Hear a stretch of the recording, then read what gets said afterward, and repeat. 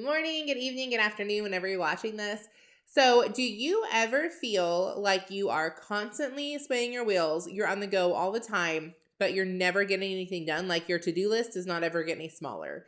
I felt like that for years until finally creating what we now affectionately call the Boss Mom scheduling system that I'm going to share with you guys today. So, if you're new here, I'm Tanya Johnson. I am founder of the Boss Mom Co., where I help mompreneurs manage all things marriage, motherhood, and money. And guess what? All three of those things take an incredible amount of time management if you're going to do them well. Now, in 2018, 2019, like that school year, I also started homeschooling our daughter. And then we are also a ministry family. So I 100% understand what it is like to be busy all of the time.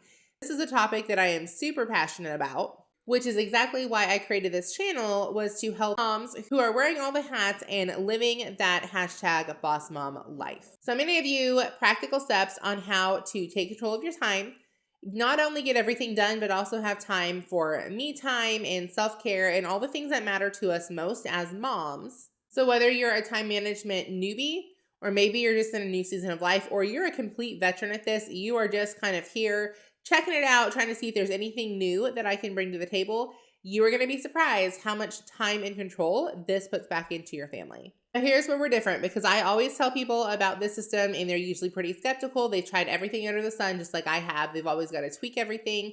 That is what makes us different, is because it's designed to be tweaked every single time to fit into your family. So this is not something that you have to do it exactly like I'm doing it. It's something that will work for the single mom. It'll work for the working mom. It'll work for the work from home mom. It'll work for the homeschooling mom. It'll work for the ministry mom. It'll work for the stay-at-home mom just focusing on her husband and her babies. It will literally work for all of us. Now, you can use just a notebook to do this. You can also download the basic home planner that we have. I've got it 50% off right now for anybody who orders from this video. So all the way down in the show notes, which are linked down in the description, if you click on the picture to order the Boss Mom Home Planner, that gives you 12 months of planning pages. You only have to order it one time. You can use it year after year. They're undated. And you get 50% off since you're ordering it from this specific video. So you have that option, but again, you're welcome to use just a plain notebook paper. You don't have to get anything fancy. Now, we all know that you do have to walk before you can run. So I've divided this training up into 3 parts. We have walking, jogging, and running. Or in other words, newbies, new season of life where you're revisiting some of these principles, and then veteran time management carnosaurs. So there's literally something for everybody. Just plug in what applies to you, toss out what doesn't.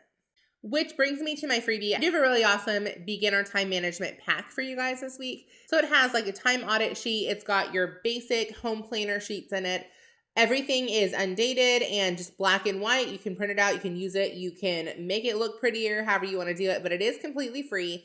And it does walk you through some of the basics of the time management before you start getting to that jogging and running section. The first section is walking. Now, before we can really get control of our time, we have to see where our time is going in the first place. So this is where you're going to utilize that free packet that I have for you that has the time audit sheet. For the next 7 days, I want you to track literally everything that you do. So if you look over here on the side somewhere, I'm not sure which side I'm going to have it on, I'm going to pop up a list of what your sheet should look like at the end of each day. So you're going to put what time you wake up, and you're going to put everything that you do throughout the next 7 days. Now, let's say you're a homeschool mom and you homeschool from 8 to 4. You're not just going to put 8 to 4 homeschool. You're going to put 8 to whatever we did this subject. This time I took a break and I fed the baby. This time I took a break and I went and took a shower. This time we took a break and we did chores. We had lunch during this time, math during this time. Oh, we had an unexpected meltdown during this time.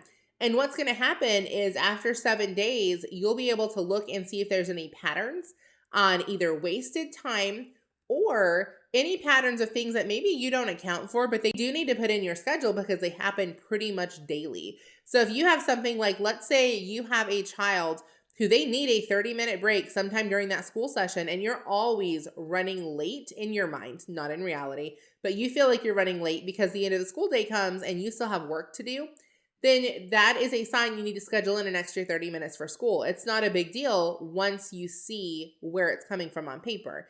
You're not behind, you just haven't accounted for certain things. So as a walker, step 1 is just getting that time audit done where you are writing down everything you're doing for the next 7 days. Step 2 is you're bringing in an outsider. So you might look at it and be like, okay, that's fine. But bringing someone who is really good at time management to look at it for you, they're going to be able to see where the little gaps are, things that you can be doing a little bit more efficiently, where you can bring back some of your time. Real life example, I had a client hire me to do a time management audit for her like 5 or 6 years ago now. And one thing she was doing that she was taking up a lot of time, and by the way, there's nothing wrong with this if it aligns with your goals. She was trying to build a business, so she was trying to cut back on anything she didn't have to be doing.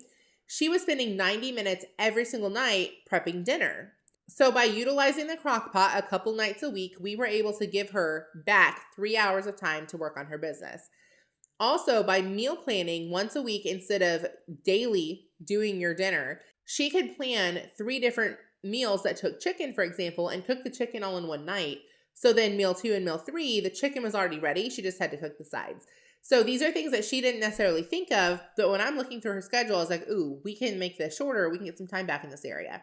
And I can tell you time after time, people I've been able to do time audits with and say, hey, this is where you can get a lot of your time back with a little bit of discipline.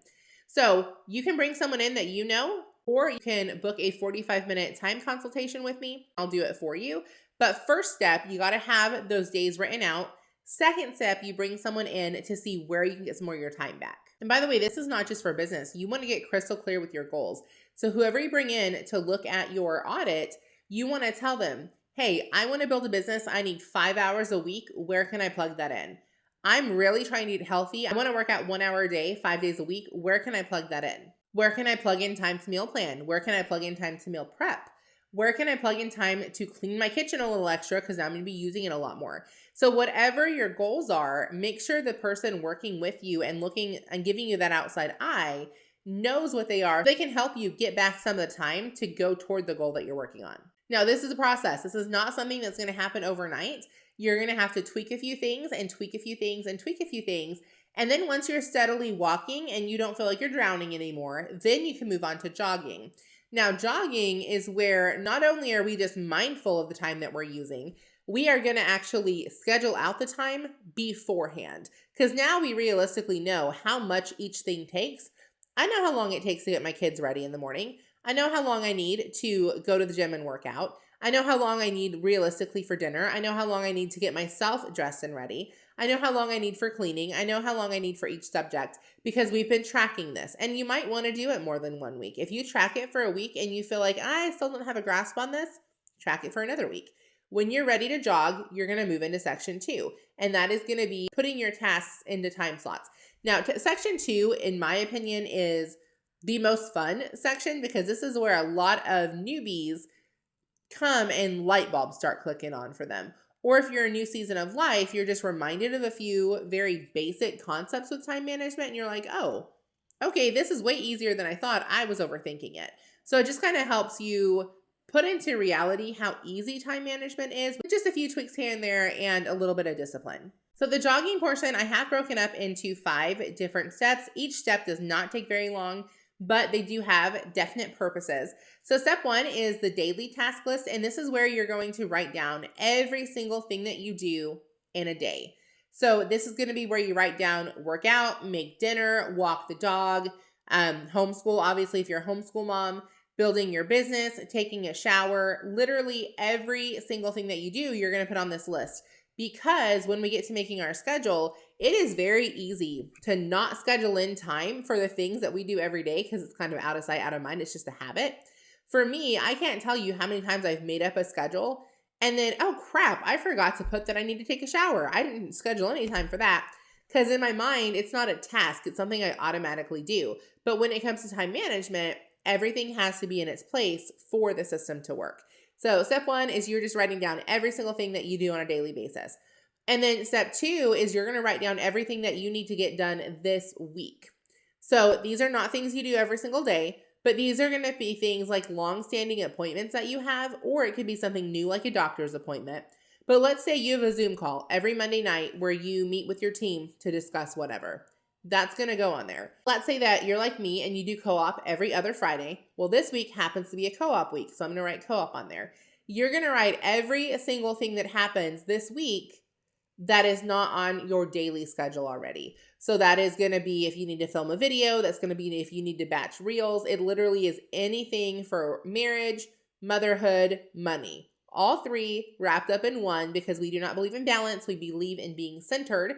We wear all the hats all the time, so it's all one role.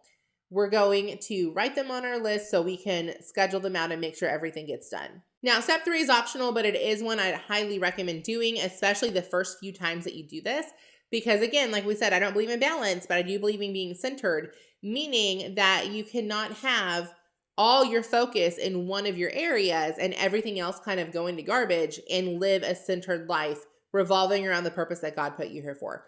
So number 3 is everything on your weekly list. So these are all the projects, all the tasks that you're getting done this week. You're going to divide them up on the building blocks of balance sheet that you can see right here in the corner. You're going to first label it, all of your categories. So mom, business, homeschool teacher, whatever your different pillars are. And I would keep these honestly to like 2, 3, 4, 5, not more than 5. I typically try to keep mine to like 3 or 4, because otherwise you're going to stretch yourself way too thin. But then you're going to write all the tasks. So if I say I have to film an ad read for a sponsored video, that goes under business. Okay, if I have to plan school for this week, that goes under homeschool or mom. Homeschool mom, you can put them together if you want. I keep mine separate, but they absolutely can be together. And then when all your tasks are plugged in, you're going to look and see, okay, are any of these categories much heavier than the others? If 1 or 2 are, then you're going to ask yourself, am I okay with that? For me, for example, my homeschooling category is always much heavier than the rest of my categories, but that is one of my main focuses. Like for me personally, my business comes after my family. So if my homeschooling block is a little bigger than my business block, I don't care. Like that is my first priority. Now, for me, if I look and my business block is huge and marriage and motherhood and homeschooling, they're all kind of like short, it's either a rare week, which you're going to have seasons. Some seasons you are going to have one category much bigger than the other, or something's out of alignment and I need it to put some of my business stuff on the back burner and put some of my homeschooling stuff more front and center, because that is supposed to be my focus. So as I'm filming this, we're actually getting ready to go to DC with some friends next week. And then as soon as we get back, we have another trip planned to see one of my husband's friends. And as soon as we get back from that, my mom is going to be in town for 2 weeks. So this week that I'm filming this is heavy on the work. Like I am batch filming all of my videos for the next 4 weeks, getting all of my scripts written, doing all of my ad reads. Like I am doing everything business, because the next 3 weeks, and then when my mom leaves on the 4th week, I want everything to pretty much be done so we can ease back into our homeschool routine. I want to make sure those next 3 weeks while we're with friends and with my mom, which I only see like once a year at this point, I can focus on her and not have to be constantly grabbing my computer and trying to get work done in the pockets of time. I just want to be able to chill for 3 weeks and like have fun with my mom and our friends and the different things that we're doing. And by the way, when December rolls around, I basically do the same thing. I like to take the whole month of December off, just focus on all the fun Christmas things. So I like to work ahead and make sure when December rolls around, I don't have a whole lot that I have to do. So keep that in mind as well. If you have a season that's busier in one area, that's totally fine.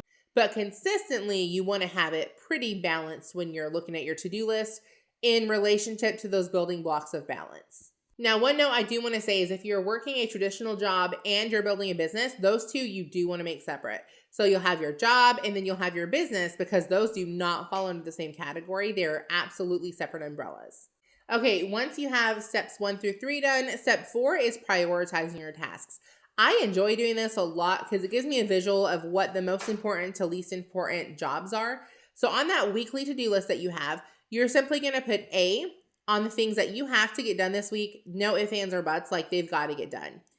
B are going to be the things that you really should get done, you really want to get done, but if push comes to shove, you could push them off another week. And C are the things that you want to get done, but if they don't get done, there's not heavy consequences on them. So take your whole list, divide it up between A, B, and C. That's it. You're prioritizing what you have to get done, what you really should get done, and what you want to get done, but like it's not super urgent. And then step 5 is a non-negotiable. Step 5, you are going to schedule in 15 to 30 minutes when you first get up in the morning before you do anything else.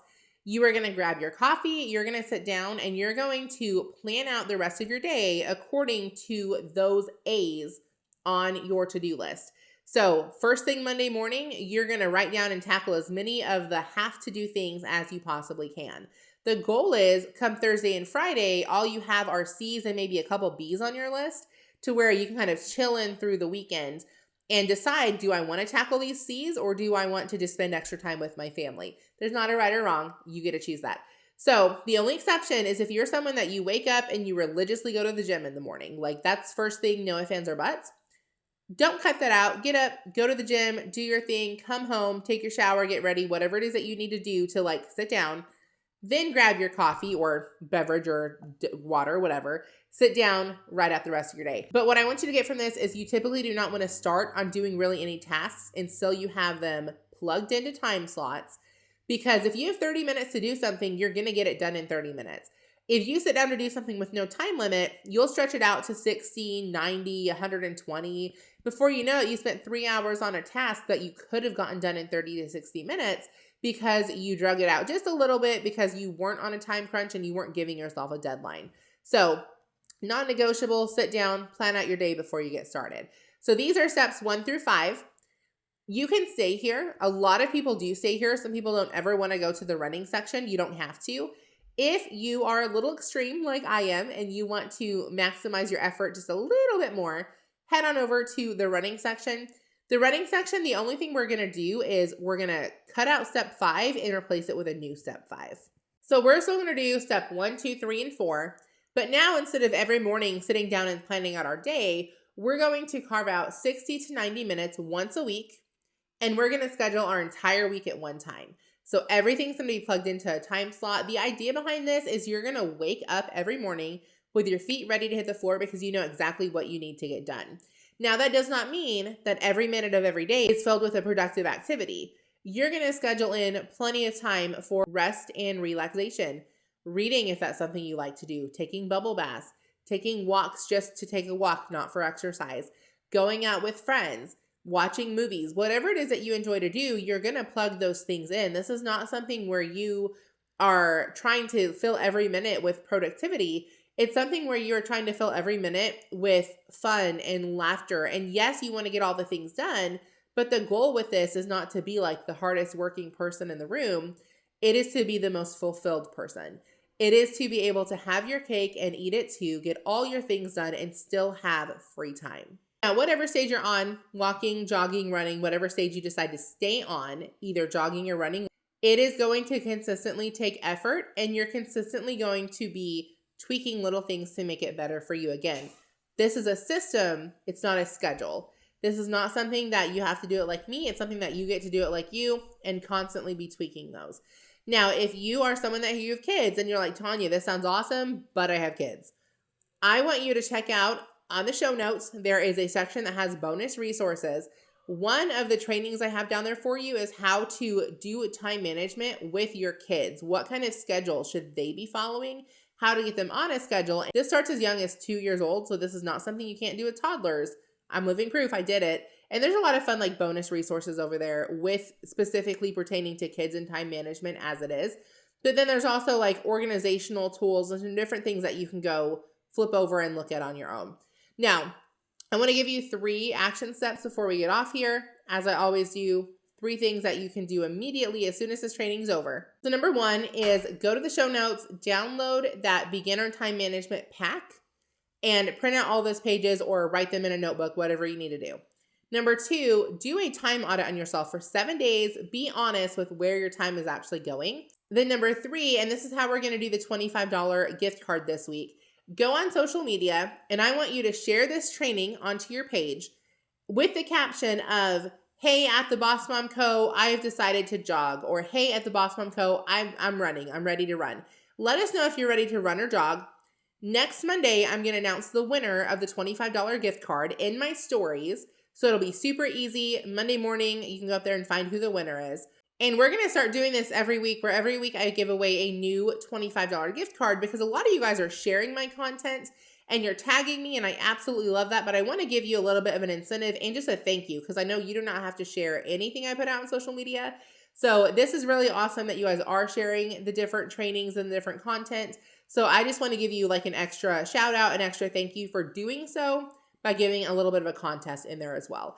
So this is Tanya Johnson with the Boss Mom Co., where I teach you how to manage all things marriage, motherhood, and money. Signing off, and I will see y'all next week.